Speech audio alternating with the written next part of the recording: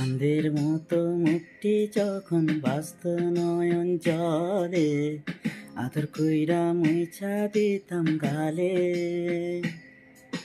ঘাটে আইসা পাশে বৈশা চড়াইতো এ বুকে, বলবো আমি এই কথা কেমনে। তবে ভালো কেন বাসিলাম, স্বপ্ন কেন